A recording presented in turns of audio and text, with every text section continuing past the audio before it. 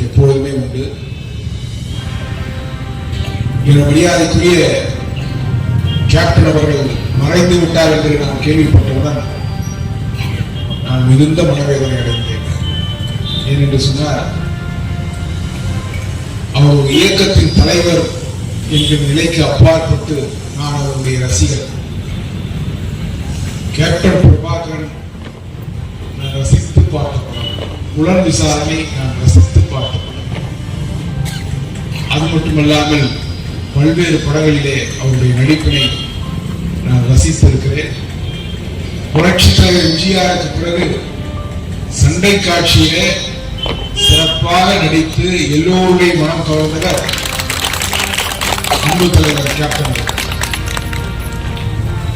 இங்கே அருகிலே இருக்கக்கூடிய சிட்லப்பாக்கம் ராமகிருஷ்ணாபுரம் பகுதியில் 30 ஆண்டு காலத்துக்கு முன்பு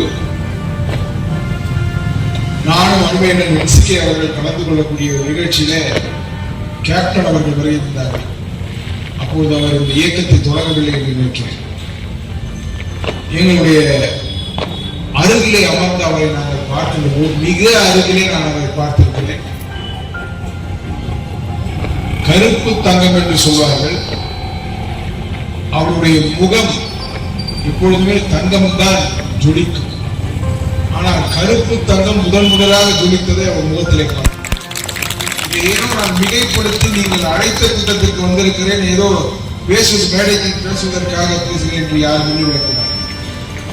நான் அவரை பார்த்தேன். அத்தகைய மனப்பு மிக்க ஒரு நடிகராக அன்றைய தினம் அவர் எங்கள் கண்களில் எங்களை கவர்ந்தார் என்று சொல்லலாம். அவருடைய மறைவு எங்களுக்கெல்லாம் பேர் அதிர்ச்சி. ஒரு மனிதனுடைய ஜனனம் நம் கையில் இல்லை, அது எப்படி வேண்டுமானாலும் இருக்கலாம். ஆனால் ஒருவனுடைய மரணம் மகோன்னதமாக இருக்கிறது. என்று சொன்னால் மரணம் நம் கையில் இருக்கிறது. நமது மரணத்தில் 10 பேர் வந்தாலும் 10,000 பேர் வந்தாலும் அதற்கு காரணம் நாமத்தான் இருக்க முடியும். அந்த வகையிலே கொடை வள்ளலாக திகழ்ந்த கேப்டன் அவருடைய இறுதி ஊர்வலத்தில் எண்ணற்றோர் கலந்து கொண்டார்.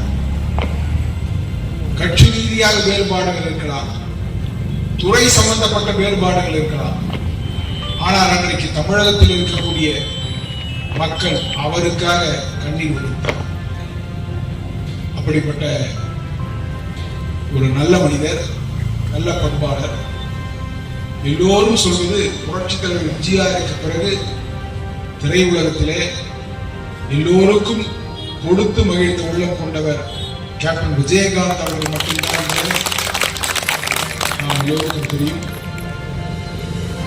இந்த துயர சம்பவத்தில் அவருடைய குடும்பத்தாருக்கு எங்களுடைய ஆறுதலை தெரிவித்துக் கொள்கிறேன். அதே போன்று இந்த இயக்கத்தை சார்ந்த பொறுப்பாளர்கள், தொண்டர்கள் அனைவருக்கும் என்னுடைய ஆறுதலை தெரிவித்து அமைகிறேன். நன்றி.